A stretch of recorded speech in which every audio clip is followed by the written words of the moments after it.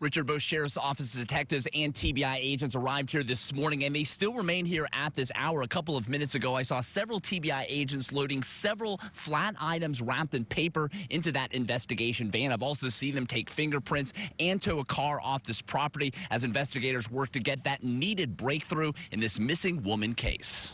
This morning, severe weather in Toronto, Arkansas packed quite a punch, doing significant damage to Toronto Elementary School, even blowing a portion of this gas station sign to the property next door. As you can see, significant damage of that building. Kelsey, this is still a very active, a very volatile crime scene right now. I'm going to step out of the way. We are in Lauderdale and Exchange. You can see dozens of law enforcement, both Memphis Police and Shelby County Sheriff's Office, on the scene. We are waiting for official word, but we do know that the TBI is investigating an officer-involved shooting. Agents are on the way to the scene here in downtown Memphis. Tears were both visible and audible inside the courtroom as that jury foreman read those guilty charges one by one. That crying continued into the hallway within the last hour as congregation members of the now former church, the Awakening Church that Gordon led in Atoka, declined comment afterwards. Katina and Richard, the downpours on this stretch of Horn Lake Road flooded this property, temporarily trapping 2 people inside as this drainage ditch below me just couldn't handle the onslaught of rain. Yeah, Katina, this aircraft certified by the FAA behind me in 1998 will be moved sometime tomorrow as the NTSB carries out its months-long investigation. The team is hopeful that radar and air traffic control data will accurately depict the final moments of this flight, which took the life of Starkville's Miss Hospitality and the daughter of a Starkville alderman.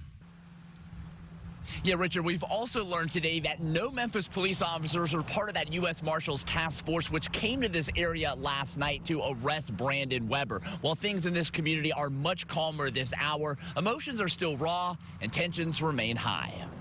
And what you saw last night was an aberration. It was not indicative of who we are. One day later, the unrest and uncertainty lingers in Fraser. We saw anger, we saw confusion, we saw frustration. Nerves remain rattled after the deadly U.S. Marshal-involved shooting of 20-year-old Brandon Weber. I am tired of seeing our black boys killed in these streets.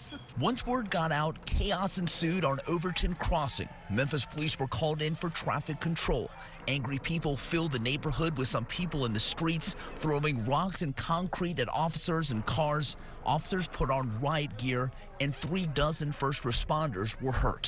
But we cannot tolerate violence against our officers. Memphis Mayor Jim Strickland monitored the situation into the morning hours and applauded those who kept a volatile situation from spiraling even more out of control. They were having hundreds of rocks and bricks thrown at them. They did not retaliate at all. This afternoon, community leaders in Fraser urged the public not to take sides until more details are released. We stand by U.S. Marshals, but we also stand for those that don't have the support or the voice.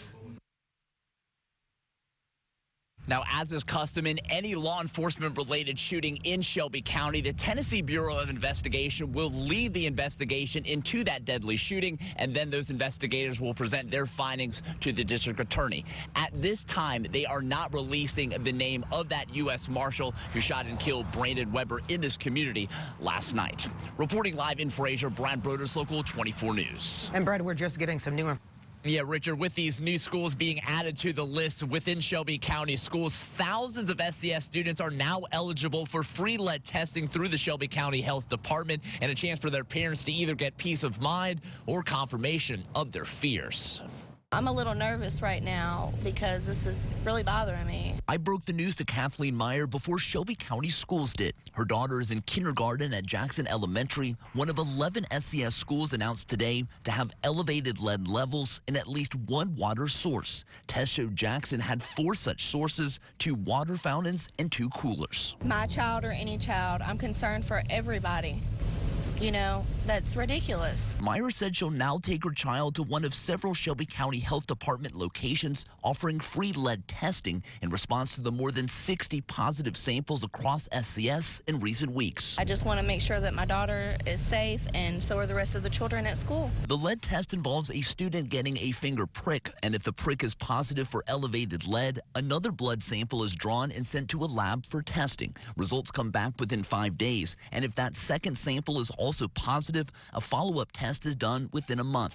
Health department leaders said parents do not have to show proof their child is enrolled in one of the 35 affected Shelby County schools. I will never put children in harm's way. Today, SCS Superintendent Dr. Joris Ray said the district took these results seriously and responded accordingly. We've taken a proactive stance to ensure the safety and shut down those water sources.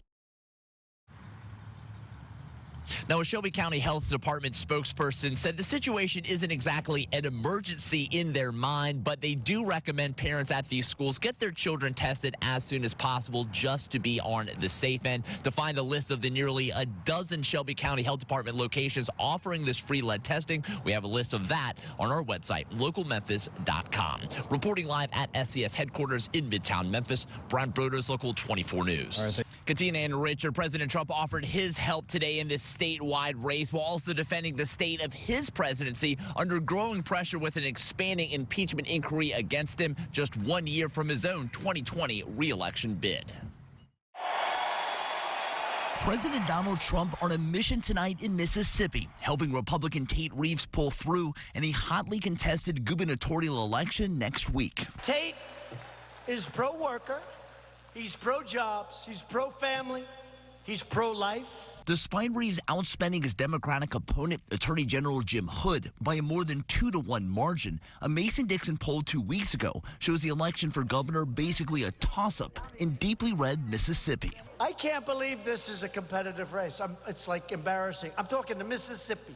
The president's 1 hour and 20-minute rally, also the first since a majority of House Democrats formalized an impeachment inquiry process against him. It's all a phony deal, this whole impeachment scam, to try to undermine the 2020 election. The inquiry centers on whether President Trump abused power and pressured the Ukrainian president on a July phone call to interfere in the 2020 U.S. election and investigate his Democratic rivals. The president of Ukraine said it was a very good conversation. There was no pressure. His foreign minister said the same thing. No pressure.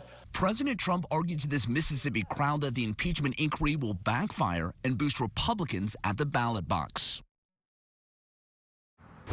Now, Vice President Mike Pence will also rally for Republican Tate Reeves in Monday night in Biloxi. This afternoon, talking to reporters, Democrat Jim Hood said he's confident he will win Tuesday, in part because of Republican crossover votes. Reporting live in Tupelo, Mississippi, Brad Broders, Local 24 News. Brad, emotions were raw at a parole hearing today when Fred Wortman tried to convince a parole board he is sorry for what he called bad choices for trying to kill his wife multiple times. I ask you, please do not grant Fred Wortman parole. Fighting tears, Stacey Jones made this passionate plea to the Tennessee Parole Board as her imprisoned ex-husband looked on through a video feed. They are afraid of what might happen to us if their father is released from prison. Today, Jones and 3 others spoke against Fred Wortman's release in his first parole hearing since his 2015 conviction for trying to kill Jones at least 3 times while they were separated. We should be talking about him serving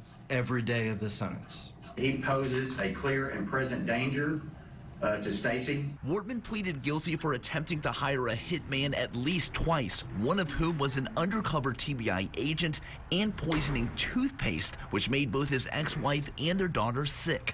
Today, the 43-year-old apologized. No doubt, I was selfish and self-serving in all of my negative choices. But those apologies weren't enough to sway parole board member Gary Falcon, who recommended Wortman's parole be denied and not considered again for 7 years. I feel that you're a high risk, Mr. Wortman, specifically based on your previous actions alone. The full parole board should vote on the recommendation to deny parole in the weeks ahead. There needs to be at least 4 of 7 votes from the full parole board to keep Fred Wortman incarcerated until his next scheduled parole hearing. Reporting in the studio, Brad Broders, Local 24 News. Well, continue. Mississippi health leaders said the person who died is under the age of 30, joining 4 other confirmed lung-related injuries in the Magnolia State. As this national vaping epidemic balloons, health leaders are scrambling to pinpoint the exact product linked to these e-cigarette illnesses. The vaping problem is really an epidemic.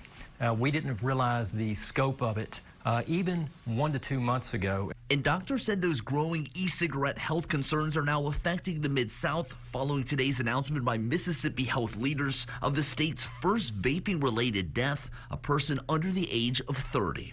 The vaping industry has sold you a bill of goods saying, hey, you know, this is a safe alternative to cigarettes. We're learning that that is not the case. Mississippi State Health Officer told Local 24 News, we are just now starting to see some of the dangerous health outcomes of vaping. There is still so much we don't know. It's uncharted territory. The takeaway message is all of it is dangerous. All of it can kill you. While health leaders haven't pinpointed the exact cause of vaping-related lung illnesses, they say common symptoms among users include cough, shortness of breath, chest pain, and fatigue. With the cases growing, Dr. Dale Kreiner, the ER medical director at St. Francis's Bartlett Hospital, offered this warning to parents. In the back of your mind, you always say, not my kid. Well, in this case, absolutely it's your kid. We found out that 1 out of every 5 high school kid has or is actively using an e-cigarette, vaping, or juuling product, so have a high index of suspicion. Now, adults are also mobilizing against the health dangers of e-cigs through the national organization Parents Against Vaping E-Cigs, or PAVE. At 6, one of the group's co-founders weighs in to the growing numbers of illnesses and deaths tied to this product. Reporting live in the studio, Brad Broders, Local 24 News.